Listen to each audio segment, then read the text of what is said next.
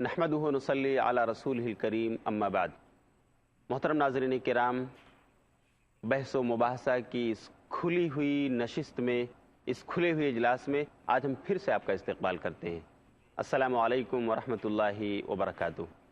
ہم اپنے تمام مہمانوں کو لے کر آپ کے سامنے ناظرین پھر سے حاضر ہیں۔ انشاءاللہ ہم اس نقطے پر آج بحث کریں گے، اسلام اور رواداری کے اسی ٹاپک کو لے کر، اور ہم اپنے مہمانوں کا بھی آپ سے تعارف کرا دیں۔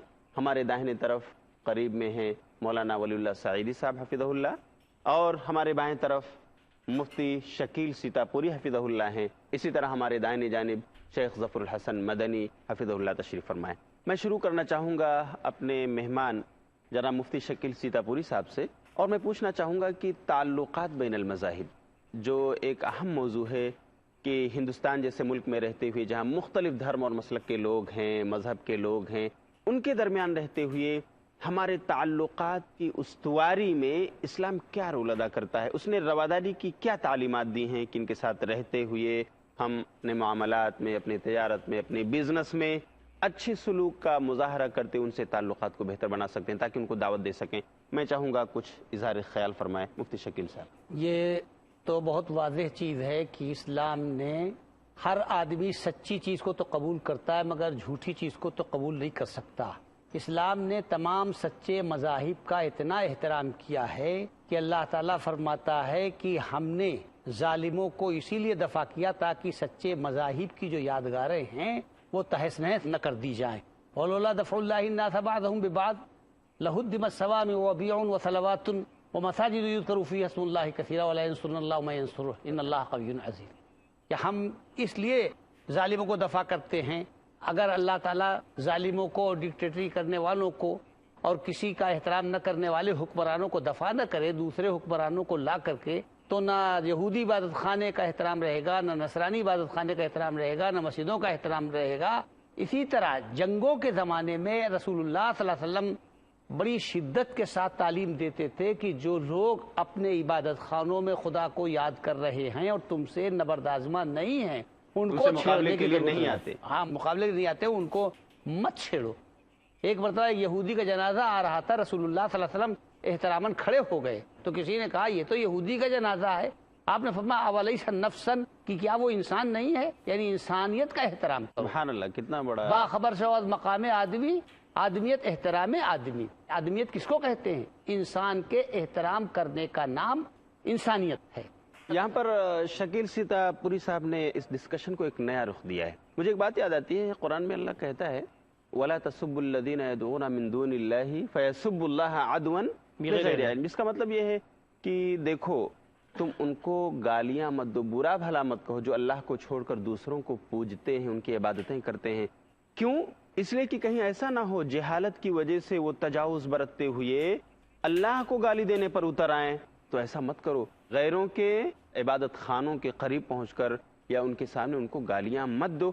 میں پوچھنا چاہتا ہوں سعیدی صاحب سے کہ اسلام قرآن کی اس آیت سے کیا تعلیم دینا چاہتا ہے؟ مثلا کیا نعوذ باللہ یہ کہنا چاہتا ہے کہ شرک ہوتے دیکھا جائے اور منع نہ کیا جائے، یا کچھ اور چیز کی طرف یہ آیت اشارہ کر رہی ہے؟ دیکھیے یہی وہ فرق ہے جو اصلاً اس گفتگو کا حاصل ہے کہ ایک طرف تو یہ ہے کہ کوئی ٹالریٹ نہیں کرنا ہے، کوئی مداہنت نہیں ہونی ہے، وہ الگ موضوع ہے۔ یہاں رواداری کی بات چل رہی ہے۔ یہاں پر اسلام یہ بالکل صاف ہے، اس کا ذہن اور شارع کا ذہن بھی صاف ہے کہ حق حق ہے، اس کو اسی انداز سے رہنا ہے اور اس میں کوئی تبدیلی نہیں ہو سکتی، ہم کوئی مداہنت نہیں کر سکتے۔ البتہ ذہن و قلوب کھلے رہنے چاہیے، اور ذہن و قلوب اسی وقت کھلے رہ سکتے ہیں، بات اسی وقت دل میں اتر سکتی ہے جب بات سنجیدگی کے ساتھ کہی جائے گی، حسن اخلاق کے اچھے اخلاق کے ساتھ کہی جائے گی، بہتر ماحول اس کے لیے میسر ہوگا۔ اسی لیے آپ نے فرمایا نا، جو ابھی قرآن مجید کی آیت پڑھی ہے آپ نے کہ وَلَا تَسُبُّوا الَّذِينَ يَدْعُونَ مِن دُونِ اللَّهِ فَيَسُبُّوا اللَّهَ عَدْوًا بِغَيْرِ عِلْمٍ، کہ ان لوگوں کو برا بھلا نہ کہو جو اللہ کے مقابلے میں دوسروں کو پکارتے ہیں، اس لیے کہ وہ تعصب کی بنیاد پر اللہ تعالیٰ کو نعوذ باللہ برا بھلا کہیں گے۔ تو یہاں عقل بند ہو جاتی ہے، دل بند ہو جاتا ہے، دماغ بند ہو جاتا ہے سوچنے سمجھنے کا۔ تو یہ تو اسلام کی رواداری کا امتیاز ہے، اور اس کی ایک بہت بڑی خوبی ہے کہ وہ سارے مذاہب کا احترام اس انداز سے کرتی کہ جناب یہ مندر ہے، یہ مندر ہے، یہ کلیسا ہے، یہ کلیسا ہے، یہ چرچ ہے، یہ چرچ ہے، لیکن سوچ لو کہ یہاں جو عبادت تم کر رہے ہو وہ غلط ہے۔ یہاں تمہارے دلوں میں اس کا تقدس ہے، لیکن اصل چیز یہ ہے اسی لیے ہم نے دیکھا کہ نبی اکرم صلی اللہ علیہ وسلم نے نبوت کے فوراً بعد جو بت موجود تھے کعبہ شریف میں اس کو آپ صاف فرما کر سکتے تھے. اس وقت آپ نے اس کو ہٹایا جب ذہن اس کے لیے آمادہ ہو گئے, دلوں میں گنجائش پیدا ہو گئی. آپ خود بری دیکھیے طرح سے آپ اس جی پر فتح بیت ہوئے. المقدس فتح ہوتا ہے, حضرت عمر رضی اللہ تعالیٰ عنہ داخل ہوتے ہیں اور وہ صلح کے ساتھ معاملہ ہوتا ہے. عیسائیوں کا جو سب سے بڑا رہنما ہے وہ خود آپ کا استقبال کرتا ہے, اور جب نماز کا ٹائم ہوتا ہے تو وہ کہتا ہے حضرت یہیں پڑھ لیجئے کلیسا کے اندر ہی. تو انہوں نے کہا میں اس لیے نہیں پڑھوں گا کہ آئندہ کی جو نسل ہوگی وہ کہے گی کہ یہ نماز پڑھا یہ مسجد تھی, میں باہر نماز پڑھوں گا. وہاں جا کے انہوں نے باہر نماز پڑھی. اچھا, یہی واقعہ جو آپ نے سنایا جی. حضرت عمر رضی اللہ تعالیٰ عنہ کے زمانے کا آتا ہے تاریخ میں, اور یہ حقیقت ہے کہ حضرت عمر رضی اللہ تعالیٰ عنہ, میں مخاطب ہوں شیخ ظفر الحسن مدنی حفظہ اللہ سے, میں پوچھنا چاہوں گا کہاں تک اس میں سچائی ہے, کیا حقانیت ہے, اس کے بارے میں آپ کیا کہنا چاہیں؟ سنن بیہقی وغیرہ کی جو روایت بالکل واضح ہے, عمر فاروق رضی اللہ تعالیٰ عنہ کو جب داخل کی جگہ دی گئی تو انہوں نے یہ جواب دیا تھا انا لا ندخل کنائسکم من اجل التماثیل التي فیہا. بھائی آپ معاف رکھیں, ہم باہر پڑھ لیتے ہیں, یاد ہے ہم آپ کے کنیسے میں اس لیے نہیں داخل ہوتے کہ وہاں مورتیاں جو رکھی ہیں ہم ان کے سامنے نہیں جھک سکتے, نہیں جھک سکتے, وہاں نہیں جا سکتے, سمجھ گئے نا. تو بہرحال بات بالکل واضح ہے کہ غیر مسلم جو ہیں, یہ ایک بات یہاں نقطہ, ان کے ساتھ رواداری اسلام نے برتی ہے, ان کے کنیسوں کو محفوظ رکھا ہے, ان کے عبادت خانوں کو.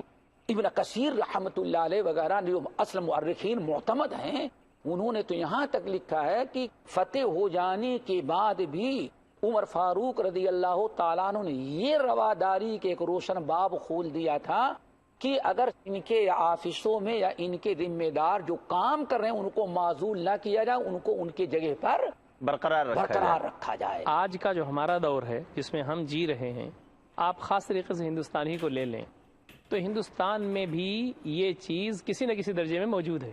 اگر آپ اس ملک کے 10% ہندو بھائیوں کو الگ کر دیں جن کے ذہن میں خرافات رہتی ہے, جو ہمیشہ یہ سوچتے ہیں کہ آپس میں میل جول نہ ہو, جو یہ چاہتے ہیں کہ جناب آپس میں مسلمان ملے جلے نہیں, اور ان کے ذہن میں نہ جانے کیا کیا ہے, ان کو چھوڑ دیں. 90% جو غیر مسلم موجود ہیں ہندوستان کے اندر, ہم جیسا اسلام بتاتے ہیں ویسا اسلام سمجھتے ہیں, ہم جیسا اسلام کی تعلیمات ان کے سامنے پیش کرتے ہیں وہ بیچارے اس کو مانتے ہیں. آج بھی نشستوں میں جب نبی مکرم صلی اللہ علیہ وسلم کا تذکرہ آتا ہے تو وہ کہتے ہیں کیا یہ انسان جس کی بات آپ کر رہے ہیں, اتنی میٹھی بات جب آپ کی زبان سے آ رہی ہے تو اس شخص کی کتنی میٹھی باتیں ہوں گی. یہ غیر مسلم بولتے ہیں. قرآن مجید کے معاملہ یہ ہے کہ جب وہ کتابیں پڑھتے ہوئے آگے بڑھتے ہیں اور کہتے ہیں ہمیں قرآن مجید چاہیے, تو جب ان کو دیا جاتا ہے تو وہ غسل کر کے اس کو سر پہ رکھتے ہیں. تو اسلام نے اب بھی مسلمانوں کے نزدیک بھی, عام مسلمانوں کے نزدیک بھی کم سے کم مندر ہے, دیگر چیزیں ہیں, یہ نبی اکرم صلی اللہ علیہ وسلم کی اسوے کی روشنی میں اور ہمارے خلفائے راشدین اور بعد کے لوگوں کے جو برتاؤ رہا ہے یہ وقار باقی ہے. البتہ ہم یہ پیغام یہاں سے یہ دینا چاہتے ہیں, اگر کوئی دشمن بھی, کوئی ایسا ویسا بھی ہمارے ساتھ کوئی رویہ اپناتا ہے تو اسلام کا رویہ اس کے ساتھ وہ نہیں ہے. اگر انہوں نے مسجد کو شہید کیا وہ اس کے ذمہ دار ہیں, لیکن اس کے نتیجے میں ہم مندر کو توڑ دیں یا کچھ اور کر دیں, اسلام اس کی اجازت نہیں دیتا, اس کی روایت نہیں ہے. تو یہ اعلیٰ تعلیمات اسلامی کی ہیں. لیکن اس میں ایک بات جو کہہ لیجئے کہ نوجوان شاید سننے کے منتظر ہیں کہ یہ ایکشن اور ری ایکشن کا معاملہ کبھی کبھار ہو ہی جاتا ہے, کیونکہ مذہب کا معاملہ, دین کا معاملہ انسان کے جذبات سے جڑا ہوا ہے. ناظرین, یہ بات چلتی رہے گی اور یہ واقعی کافی دلچسپ موضوع ہے کہ تعلقات بین المذاہب کے لیے اسلام نے رواداری کس قدر اپنائی ہے اور کس قدر غیروں کو دعوت دی ہے. آؤ ہم ایک ٹیبل پر بیٹھ کر باتیں کرتے ہیں, تمہارا دھرم کیا کہتا ہے اور اسلام تم کو کیا سمجھانا چاہتا ہے. لیکن وقت ہو گیا ہے ایک چھوٹے سے وقفے کا, ہم انشاءاللہ پھر تھوڑی دیر کے بعد ملیں گے. تب تک کے لیے اجازت دیجیے. السلام علیکم ورحمۃ اللہ وبرکاتہ. محترم ناظرین کرام, اس نشست میں ہم دوبارہ آپ کا استقبال کرتے ہیں. السلام علیکم ورحمۃ اللہ وبرکاتہ. ہم شیخ ظفر الحسن مدنی حفظہ اللہ سے پوچھنا چاہیں گے کہ آپ ناظرین کو کیا بتانا چاہیں گے کہ اسلام گفتگو کی ٹیبل پر کیا غیروں کو بلا کر اسے بات چیت کرنے پر راضی ہے, اور کیا اس تعلق سے اس کے پاس کچھ مثالیں ہیں کہ غیروں کے ساتھ بھی فہم و تفہیم کے لیے اس نے کبھی اپنا سینہ کھلا رکھا ہو, دعوت دی ہو, بلایا ہو, سمجھایا ہو, یا اس طرح تعلق بین المذاہب کو لے کر اسلام کا رویہ کیا ہے؟ اس سلسلے میں قرآن پاک کی آیت سورہ آل عمران کی بہت واضح ہے جس میں اللہ نے فرمایا اعوذ باللہ من الشیطان الرجیم بسم اللہ الرحمن الرحیم قل یا اہل الکتاب تعالوا الى کلمۃ سواء بیننا وبینکم الا نعبد الا اللہ ولا نشرک به شیئا ولا يتخذ بعضنا بعضا اربابا من دون اللہ۔ اس آیت کا ترجمہ یہ ہے کہ اللہ تعالیٰ اپنے نبی کو حکم دے رہے ہیں کہ اے نبی آپ کہیے، بلائیے، اور کیا فرمائے؟ یا اہل الکتاب، اے اہل کتاب، تعالوا الی کلمۃ سواء بیننا وبینکم، آؤ ہم دونوں آپس میں ایک ایسے کلمے پر، یعنی کلمے سے مراد بات ہے، ایک ایسی بات پر ہم لوگ متفق ہو جائیں جس میں ہمارا تمہارا کوئی اختلاف نہیں، نہ تورات کا، نہ قرآن کا، نہ موسیٰ کا، نہ محمد صلی اللہ علیہ وسلم کا، نہ انجیل کا، نہ قرآن کا، نہ عیسیٰ علیہ السلام حضرت محمد صلی اللہ علیہ وسلم کا، کوئی اختلاف ہے ہی نہیں۔ ہاں، متفقہ مسئلہ ہے، متفقہ فیصلہ ہے۔ وہ کیا ہے؟ نمبر 1، اللہ نعبد الا اللہ، اللہ کے علاوہ ہم کسی اور کی عبادت نہ کریں۔ چونکہ مشرکین اہل کتاب شرک کرتے تھے، اور ان کے اندر شرک ہمارے پاس کافی اس کی تفسیر ہے، لیکن اختصار یہ کہ ایک شرک تو یہ تھا، انہوں نے حضرت عزیر اور عیسیٰ کو اللہ تعالیٰ کا بیٹا یا ثالث و ثلاثہ، بہرحال مختلف چیزیں ہیں، 3 شکلیں اس کی، یعنی اللہ کی عبادت کے ساتھ ساتھ ان کی عبادت کو بھی روا سمجھتے تھے۔ ایک شرک تو یہ تھا۔ دوسرا شرک ان کا یہ تھا، اس قرآن میں جو بیان کیا، وَلَا يَتَّخِذَ بَعْضُنَا بَعْضًا أَرْبَابًا مِّن دُونِ اللَّهِ، اور اس بات پر متفق ہو جائیں کہ اللہ کے علاوہ کسی کو رب نہ بناؤ۔ علماء کو انہوں نے رب بنا لیا۔ نمبر 2، وَرُهْبَانٌ، راہب کی جمع۔ راہب کی جمع ہے۔ شاہ ولی اللہ محدث دہلوی رحمۃ اللہ علیہ بڑی پیاری بات الفوض الکبیر فی اصول التفسیر کے اندر نقل کرتے ہیں کہ رہبان سے مراد وہی ہے جو پیر ہوتے ہیں۔ ہاں ہاں، یعنی وہ نقل ہے۔ ایسی زبردست بات انہوں نے کہی کہ علماء اور مشائخ، دوسرے لفظوں میں سمجھ لیں، علماء اور مشائخ کر لو، جو وہ کہتے ہیں اس کو کرتے ہیں۔ کیسے رب بنایا تھا؟ وہ عبادت تو نہیں کرتے، لیکن رب بنایا تھا، جو یہ حلال، رب بنانا بھی شرک تھا۔ اب آئے سنن ترمذی میں اس کی وضاحت ہے کہ شرک کیا تھا، جس کو ان کے علماء اور مشائخ حلال کہہ دیتے اسی کو حلال سمجھتے، حلال کو حرام بنا دے اس کو وہ حرام۔ جو بات آپ نے فرمائی کہ بھئی آئیں بیٹھیں، ایک ٹیبل پر بیٹھ کر کے گفتگو اور کریں، یہ رواداری کا مظہر ہے، یہاں اہل کتاب کی بات اس آیت میں بہت صاف ہے، اس لیے کہ وہاں غیر مسلم تھے اور وہ یہود و نصارہ تھے، لیکن اس کے ساتھ ساتھ مشرکین کے سلسلے میں بھی نبی اکرم صلی اللہ علیہ وسلم کا جو رویہ رہا ہے وہ یہ کہ ہمیشہ آرگومنٹ کے لیے آپ تیار رہتے تھے۔ آپ دیکھیں وحدانیت کی اور توحید کی جو باتیں ہیں قرآن مجید میں، اور خود اس بات آخرت کی جو باتیں ہیں، آرگو آپ نے کیا باقاعدہ غیر مسلم جو اس وقت مشرکین تھے، یہ تو اہل کتاب کی بات ہے، مشرکین سے آپ نے آرگو کیا، مختلف اور جو وفود تھے ان کے ساتھ آپ نے آرگو کیا، بحثیں ان کے ساتھ کی، اور ان کو گفتگو کرنے کا موقع دیا، گفتگو کرنے کا موقع دیا، خود آپ نے گفتگو رکھی، اور اس میں جو بات نکل کے سامنے آئی لوگوں نے اس کو دل کی رگوں کی گہرائیوں سے پھر قبول کیا۔ اب مسئلہ اس میں بنیادی یہ ہے کہ جب آپ مخالف کو کہنے کا موقع دیں گے، گفتگو رکھنے کا موقع دیں گے، تو پھر وہ آپ کی بات سننے کی موڈ میں ہوگا۔ آپ صرف سنیں گے تو جی سناتے چلے جائیے، اس کا اثر نہیں ہوتا۔ وہ کیا کہہ رہا ہے، اس کے کیا اشکالات ہیں، اس کی کیا باتیں ہیں، سنیے سنجیدگی کے ساتھ۔ اسی لیے نبی مکرم صلی اللہ علیہ وسلم کی حیات مبارکہ سے ہم کو یہ ملتا ہے کہ آپ کوئی بھی چھوٹا سے چھوٹا آدمی ہو، بڑا سا بڑا، کسی بھی مذہب کا ہو، اس کی بات بہت ہی غور سے آپ سماعت فرماتے تھے، اور یہ چیز ہوتا ہے دلوں کو کھینچنے کا ایک طریقہ۔ تو اسلام کا یہ طرز امتیاز ہے کہ اس نے یہ چیز پیش کی، اور آج کی اس دنیا میں بھی چاہے علامہ قرداوی صاحب رہے ہوں، چاہے خود ابھی دیکھیے سعودی عرب کے اندر ایک بین المذاہب ڈائلاگ کا بہت بڑا پروگرام ہوا، خود کچھ حالیہ دنوں میں جی، اور دنیا کے مختلف گوشوں میں یہ بات ہو رہی ہے۔ اللہ کے دین کو جو پیش کرنے والے بندے ہیں اور جو یہ چاہتے ہیں کہ قربت بڑھے، لوگ دین کی طرف آمیں، وہ اس کا اہتمام کرتے ہیں اسی بنیاد پر۔ یہی اسلام کی اور رواداری ہے جس میں آدمی اپنی گفتگو رکھ سکتا ہے، اپنی بات رکھ سکتا ہے، اسلام پر اعتراضات کر سکتا ہے خود۔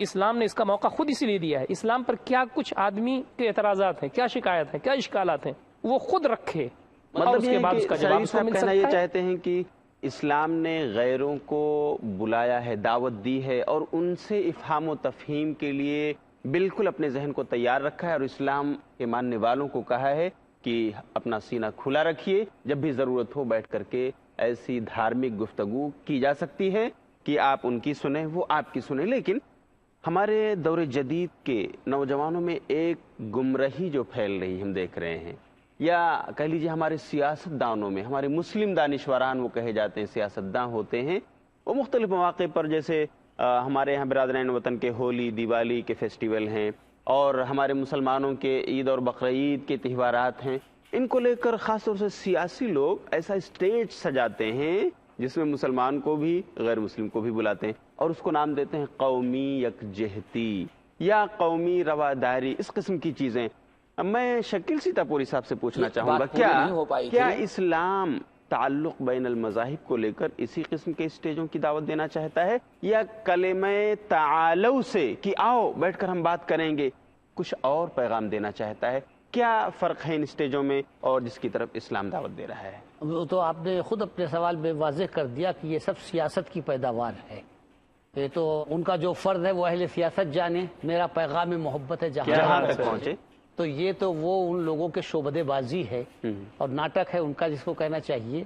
اور اسلام جو ہے وہ ان کے تہواروں میں بھی اپنی ہم کو رواداری برتنی چاہیے کہ اب وہ خوشی منانے تو ہم اپنے رنج کا اظہار نہ کریں، اپنے غصے کا اظہار نہ کریں۔ حقیقت یہ ہے کہ ان اسٹیجوں پر قومی یکجہتی کے نام پر کبھی ٹھیک ہے مشاعرے ہو جاتے ہیں کسی قدر غنیمت، لیکن دوسری طرف کبھی کبھی ایسا دیکھنے میں آتا ہے کہ اسی اسٹیجز پر ثقافتی پروگرام ہوتے ہیں، ناچ گانے ہوتے ہیں، ناچنے گانے کے پروگرام تک سجائے جاتے ہیں، کہا جاتا ہے قومی یکجہتی اس پروگرام کا مقصد الگ ہے نا، اس کا محرک الگ ہے، تو اس سے اس کا کیا لینا دینا ہے؟ کتاب ہمارا جو دین کہتا ہے وہ تو کہتا ہے کہ بے رواداری ہے، ہم آئیں سمجھیں اپنے رب کے بارے میں، دین کے بارے میں، اس کا تو مقصد ہی الگ ہے، وہ اس مقصد کے لیے کرتے ہیں، اس سے ہمیں کیا لینا دینا؟ وہ تو ہماری ایشو گفتگو کا موضوع بھی نہیں ہونا چاہیے۔ کاغذی نہ بات پوری کر لوں، کہنا چاہتے ہیں بالکل کہیں گے، اور بڑی اہم چیز ہے، اس لیے اس کو تو بتا رہا تھا کہ ایک شرک تو یہ ہو گیا، پہلا شرک تھا اللہ کے علاوہ عبادت کرنا، رب بنانا، اور تیسرا ہے لعن اللہ الیہود والنصارى اتخذوا قبور انبیائہم مساجدا۔ یہ شرک تھے ان کے اندر۔ اللہ نے فرمایا کہو آئیں اور گفتگو اس پر کریں، ایک کلمہ جو لا الہ الا اللہ ہے، اور شرک چھوڑ دو، اور ولا یتخذ بعضنا بعضا اربابا من دون اللہ، اللہ کے ساتھ کسی اور کو رب نہ بناؤ۔ یہ تو گفتگو کی ہے۔ یہ جیسے سیاسی اسٹیج کیے جا رہے ہیں، چلو ہمارے ساتھ عید منا رہا ہم اس کے ساتھ ہولی منا رہے ہیں، یہ کوئی رواداری نہیں ہے۔ اسلام جہاں تک اجازت دے گا وہیں تک ہم رواداری کر سکتے ہیں، اور الحمدللہ اسلام نے اتنے وسیع القلبی کے ساتھ جائز حدود میں ہمیں رواداری کا حق دیا ہے۔ اگر مسلمان اس کو ادا کرنے لگے تو شاید کہ آدھی دنیا تو ویسے ہی مسلمان ہو جائے، سمجھیے نا۔ یہاں ایک چیز ہے اس آیت میں، اللہ نے کیا فرمایا؟ فَإِن تَوَلَّوْا، یہ بڑی اہم چیز ہے جو اس پر گفتگو نہیں ہو سکی، سعیدی صاحب نے تھوڑا سا اشارہ کیا۔ فَإِن تَوَلَّوْا، اگر یہ لوگ اعراض کر لیں، قبول کرنے سے انکار کر دیں، فَإِن تَوَلَّوْا، پھر کیا کہو؟ فَقُولُوا اشْهَدُوا، تو کہو بھائی اچھا کچھ نہیں، اتنا تو گواہی اقرار کرو، گواہی دو کہ ہم مسلمان ہیں، ہم حق پر ہیں، تم باطل پر ہو۔ گواہی کا مطلب یہ کہ کل اللہ تعالیٰ کے یہاں پکڑنا ہوگا، سمجھ گئے نا؟ جی، اللہ کے احکامات کے سامنے ہم نے حجت پوری کر رہے ہیں۔ یہاں اب ایک چیز ہے، اس لیے جو آپ بار بار جملہ استعمال کر رہے ہیں تعلق بین المذاہب، اس سے کہیں زیادہ بہتر ہے تعلق بین اہل المذاہب رکھا جائے تو زیادہ بہتر ہے۔ تعلق کا مطلب یہ ہے کہ ہم اس آیت کی روشنی میں کہیں گے، ہم یہ سمجھتے ہیں کہ اسلام کے علاوہ جتنے مذاہب ہیں سب کے سب باطل ہیں۔ یہ تو کبھی نہیں کہہ سکتے کہ ہاں اسلام کے علاوہ اور کوئی دین حق پر ہے جو اب چل سکتا ہے، چل سکتا ہے۔ قیامت تک آنے والے لا يسمع بی یہودی ولا نصرانی ثم لم يؤمنوا به فمات الا دخل النار۔ ہمارے سامنے بات ہے وَمَن يَبْتَغِ غَيْرَ الْإِسْلَامِ دِينًا فَلَن يُقْبَلَ مِنْهُ وَهُوَ فِي الْآخِرَةِ مِنَ الْخَاسِرِينَ۔ اسلام کے علاوہ جس نے اور کوئی دین اختیار کیا اس کا دین قبول نہیں کیا جائے گا اور وہ جہنم کے اندر جائے گا۔ اسی لیے کہیں ناظرین کے ذہن میں یہ بات نہ آ جائے کہ تقابل کا مطلب یہ ہے کہ کچھ لو اور کچھ دو، نہیں۔ تقابل کا مطلب یہ ہے کہ ہم ان کے ساتھ رواداری کریں۔ اگر ہماری اسلامی حکومت ہے، ہماری اسلامی حکومت کی ذمہ داری ہوگی ان کی حفاظت کرنا۔ اگر ہندو اقلیت میں ہیں، کسی مسلمان کو اجازت نہیں کہ کسی ہندو پر ظلم کرے، ان کے ساتھ احسان کرنا، رواداری کرنا۔ یہی کیا کہ اللہ سبحانہ جس نے ذمی کو قتل کیا، جس مسلمان نے من قتل معاہدن، صحیح بخاری کی روایت، جس نے کسی ذمی غیر مسلم کو قتل کیا لم یرح رائحۃ الجنہ، جنت تو دور کی چیز ہے، جنت کی خوشبو بھی اس بدبخت مسلمان کو نہیں ملے۔ یہاں پر ایک مسئلہ، ایک شوشہ جو آپ نے چھوڑا کہ تعلق بین المذاہب، ہاں۔ یہ تھوڑا سا ناظرین کے لیے میں کلیئر کر دینا چاہتا ہوں ہاں۔ کہ تعلق بین المذاہب کا جو جملہ استعمال کیا جائے، اس کا مطلب یہ ہے ہاں۔ کہ اسلام نے مختلف دھرموں کے لوگوں کے ساتھ بات چیت، یہی کہنا تجارت، لین دین، اس کے تعلق سے کیا احکامات دیے ہیں یہ مسلمانوں واضح کو، ہونا چاہیے۔ ورنہ تقارب ادیان جو استعمال کیا یہ جائز و درست نہیں ہے۔ لیکن تعلق بین المذاہب سے ہم یہ کہنا چاہتے ہیں کہ دوسرے دین اور دھرم والے جو آپ کے پاس پڑوس میں رہ رہے ہیں، ان کے ساتھ ہمارا لین دین، ہمارے تعلقات کس حد تک استوار ہو سکتے ہیں، اس کے حدود کیا ہیں۔